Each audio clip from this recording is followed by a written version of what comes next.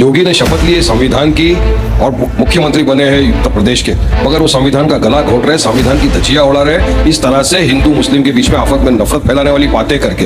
राम हमला होए तब हिंदू मुसलमान, ऑपरेशन सिंदूर होए तब हिंदू मुसलमान, मुहर्रम होए तब हिंदू मुसलमान, नवरात्रि होए तब हिंदू मुसलमान, महाशिवरात्रि होए तब हिंदू मुसलमान, और अब फिर कांवड़ियों में जो यात्रा चल रही है उसका भी हिंदू मुसलमान का ही लगे। आपकी नजर में बेरोजगार लोग हैं, क्या कह रहे हैं? किस खुशी में राशन दिया जा रहा है? तो जो लोग हज के लिए जाते हैं वो बेरोजगार है, कैसी बात है? जय श्री राम मित्रों, जय हिंदू राष्ट्र। आइए इस वीडियो में देखते हैं कि जो कांवड़ यात्रा के समय कुछ कांवड़िए तोड़ फोड़ कर रहे हैं, किसी को मार पीट रहे हैं, कभी किसी रेस्टोरेंट में खाना के लिए मार पीट कर रहे हैं, कभी किसी को गाड़ी से निकाल के मार रहे हैं, मतलब वो सभी ऐसी चीजें कर रहे हैं जो कि कांवड़ियों को बदनाम कर रही है। क्या ये सच में ऐसे कांवड़िए ही हैं कि कोई इनके पीछे साजिश रची जा रही है? यहाँ कांवड़ यात्रा एक तरफ जात पात ऊंच नीच के भेद को मिटाता है, वहीं पर अखिलेश यादव कैसे पीडीए की कांवड़ यात्रा लेकर के आ गए हैं। पीडीए मतलब कि पिछड़ा, दलित और अल्पसंख्यक, मतलब कि वो धर्म में भी पूजा में भी अपनी राजनीति लेकर के आ गए हैं। वहीं जहां योगी आदित्यनाथ एक तरफ ऐसे तोड़फोड़ करने वालों को उपद्रवी बता रहे हैं, वो ये मानने से स्वीकार नहीं कर रहे हैं कि ये हिंदू भी हैं, ये कुछ लोगों की साजिश है, इसको योगी आदित्यनाथ बता रहे हैं और एकता बनाने के लिए कह रहे हैं। लेकिन वहीं दूसरी तरफ अखिलेश यादव इस कांवड़ यात्रा में अपने सपा के कार्यकर्ताओं को भेज करके बड़ा बड़ा बैनर लगवा रहे हैं, ये पीडीए की यात्रा है, ये पीडीए की कांवड़ यात्रा है। मतलब कि अखिलेश यादव क्या साबित करना चाहते हैं? और इस डिबेट शो में इस मुद्दे को रखा गया। देखिए कैसे पक्ष और विपक्ष के कार्यकर्ता आपस में लड़ने लगे,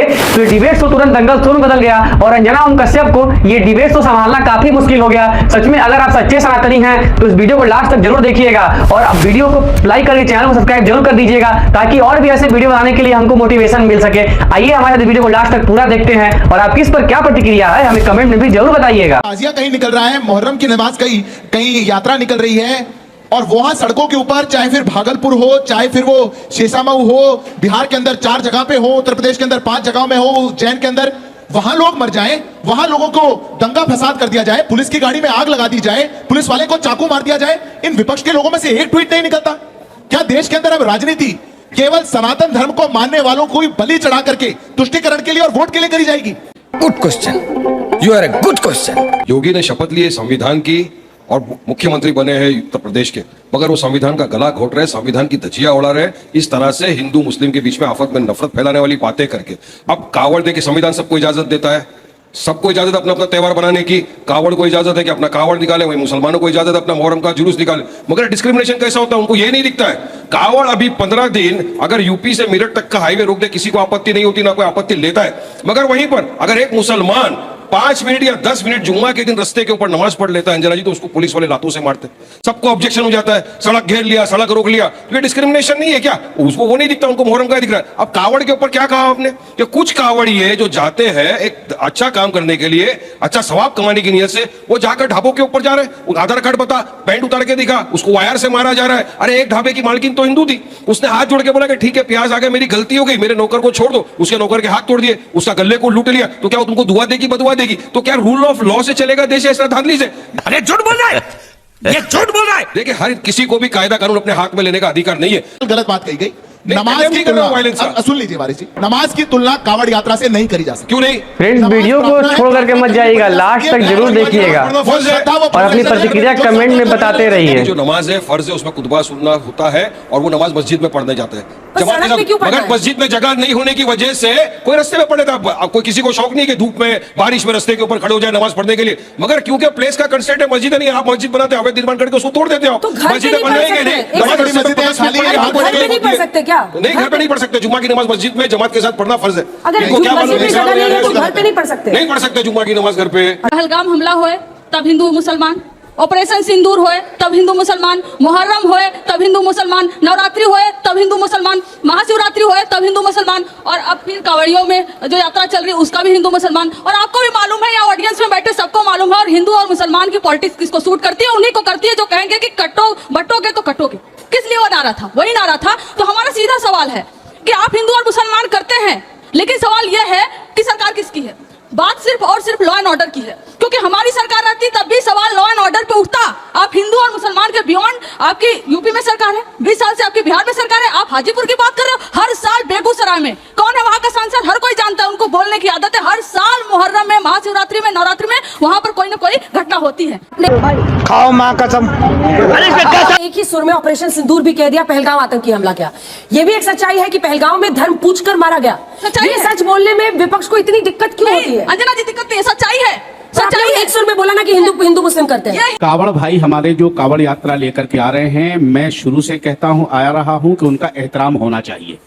उनके साथ किसी तरीके का कोई भेदभाव नहीं होना चाहिए। अगर वो निकल रहे हैं तो उनको रास्ता देना चाहिए।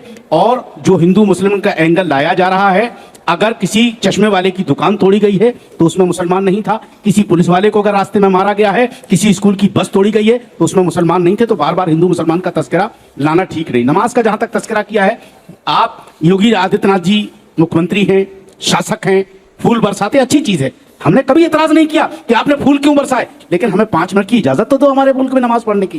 कितना वक्त लगता है? अरे हम कावड़ियों का एहतराम करें तो हमारी नमाज का इंतजाम कर दो, मैं सुकून आ जाएगा। सड़क तो किसी के लिए रुक नहीं सकती ना, हम लोग तो जाएंगे ना किसी के लिए, चाहे वो कावड़िए हो, चाहे जब तक अगर पुलिस ने रूट नहीं लगाया है तो आप सड़क पर थोड़ी बैठ जाएंगे। ये बड़ी अच्छी बात कही आप।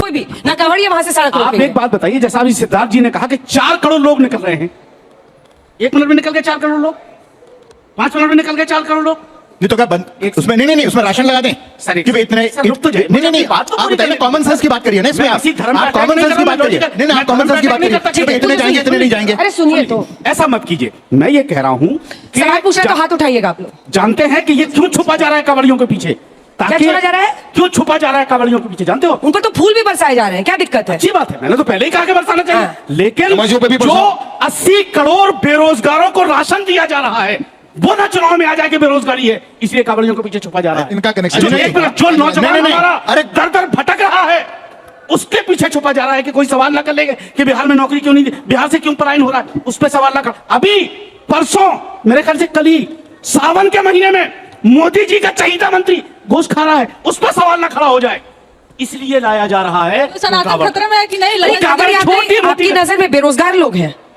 क्या कह रहे हैं आप? किस खुशी में राशन दिया जा रहा तो है? जो लोग हज के लिए जाते हैं वो बेरोजगार हैं, कैसी बात कर रहे हैं? मुसलमान तो छोड़िए, ये जो मुसलमान वाले हैं, चुनाव आएगा तो कहेंगे वोट जिहाद करिए, उसके बाद कोई कहेगा तो कहेगा कि हम 15 करोड़ 100 करोड़ पे भारी, फिर कोई कहेगा 15 मिनट के लिए पुलिस हटा दो, पूरे देश को देख लेंगे। कहीं करौली में शोभा यात्रा निकलेगी तो ये कहेंगे वहां पत्थर बरसाओ, कहीं अगर ताजिया निकलेगा तो एक जमात नहीं खुलेगी। कौन कहता है? शोभा यात्रा निकल रही है तो उसको खराब बताएंगे। बिहार के अरे वारिस भाई, मुख्यमंत्री ये मुसलमान के अभी शमशान कब्रिस्तान सब आ जाएगा, पाकिस्तान आ जाएगा, बिरयानी आ जाएगी, इनके सब आपस में आएगा। अभी सबके होड़ है। वारिस भाई, बीजेपी लड़ रही है, मैं अंतिम लाइन बोल रहा हूं, मैं अंतिम लाइन, मेरे को पता था बहुत दर्द होगा। इनकी होड़ है आपस में, कोई मुसलमान वोट एआईएमआईएम से ज्यादा ना ले जाए, इतनी होड़ है, बस सारे लगे पड़े हैं पीछे, कैसे खुश किया जाए। कंचना जी, क्या ये होड़ लगी हुई है बिहार में? अंदर एक 5 हर एक रिलीजन को कहता है कि आप अपना रिलीजन प्रैक्टिस कर सकते हो, तो अगर कोई भी प्रोसेशंस हो रही हैं, चाहे हिंदुओं की हो मुसलमानों की हो, तो सबको इतनी प्रॉब्लम क्यों हो रही है? आप एग्जीक्यूटिव से पूछो कि वो ऑर्डर क्यों नहीं ला रहे।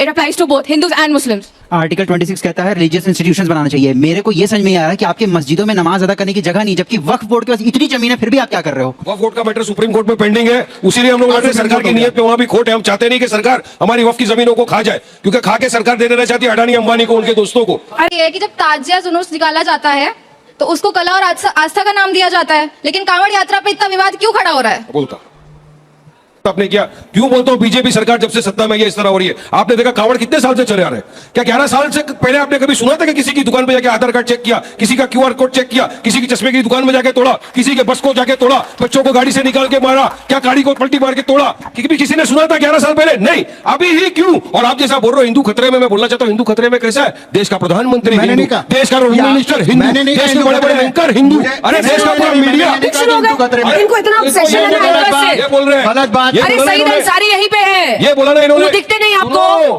देश का आपके चश्मे का पावर बढ़ गया है वारिस भाई। जाकर के हामिद सईद अंसारी आपको दिखते नहीं है। नहीं नहीं, मुझे तो सब इतनी आप लोगों को अंजना और कश्यप से मगर डिस्क्रिमिनेशन एक सेकंड, बर्दाश्त नहीं होता। अंजना जी, अब मैं जवाब क्या दूंगा। कर रहे हो? सईद मुझे अंसारी, तकलीफ एक होता है। सेकंड, इधर वो मुड़िए, अगर इधर डिस्क्रिमिनेशन मुड़िए, करता ज्ञान है। है। सईद अंसारी है कि नहीं एंकर? है, तो बिल्कुल फिर है। वापस लीजिए अपनी बात। मैं एंकर नाम गिन के बताओ क्या बोलते हैं? मोस्ट ऑफ क्या द बोलते एंकर हैं? रूबी गालिया कर रही Most of them है, क्या रूबी कर गालिया कर रहे रही हैं? क्या कर रहे है। हैं अरे सब? Most of the anchor Most Hindu of the- है, most of पूरा the- पूरा प्राइम आपकी तो मिनिस्टर पूरी हिंदू, पार्टी सब में ही हिंदू। भरे हुए हैं। अरे हमारे पार्टी कौन में भरे तो हैं? राणा रंजीत को दे दिया टिकट आपसे सिद्धार्थ जी जवाब दीजिए। अब राणा रंजीत ढाका से भी लड़ेगा। और ये बच्चों ने जो कहा, एक सेकंड, वाली, हर please, समाज को लेकर चलने वाली असल बच्ची मुद्दों से एक की सेकंड, जमीन है। जितने भी मैंने जिले बताए थे जहां पर ताजिया के अंदर ऐसी घटनाएं हुई, आप हमारा नेता बताइए जिसने ट्वीट किया। कांवड़ यात्रा पे दिग्विजय सिंह ने किया, या आपके वारिस पठान साहब खड़े इन्होंने किया। कांवड़ यात्रा के खिलाफ अखिलेश यादव बोलेंगे, कांवड़ यात्रा के खिलाफ तेजस्वी यादव बोलेंगे। उनको सबको कांवड़ के खिलाफ बोलना है। सामने उपद्रव कर रहे हैं, उनको पुलिस से भी डर नहीं है। वहीं पर गाड़ी जला रहे हैं, वहीं स्कूटर तोड़ रहे हैं, वहीं पर बस तोड़ रहे हैं, किसी से कोई डर नहीं है। क्यों? क्योंकि इन्होंने इतनी छूट दे रखी है। उपद्रवी को उपद्रवी नहीं कहेंगे, अरेस्ट करवाते ना, उपद्रवी तो उपद्रवी होते हैं ना। तो मित्रों, कैसा लगा आपको हमारा ये कंटेंट? तो ऐसे ही और भी इंफॉर्मेटिव और इंटरेस्टिंग कंटेंट के लिए आप हमारे वीडियो को लाइक करके चैनल को सब्सक्राइब कर लीजिएगा और इस वीडियो को अपने सभी ग्रुप में शेयर जरूर करिएगा, ताकि हमको ऐसे ही और भी वीडियो बनाने के लिए मोटिवेशन मिल सके और देशद्रोहियों के खिलाफ हम लोग वीडियो बना सके। आपसे मिलते हैं अगले वीडियो में। अपना ख्याल रखिएगा, तब तक के लिए जय हिंद।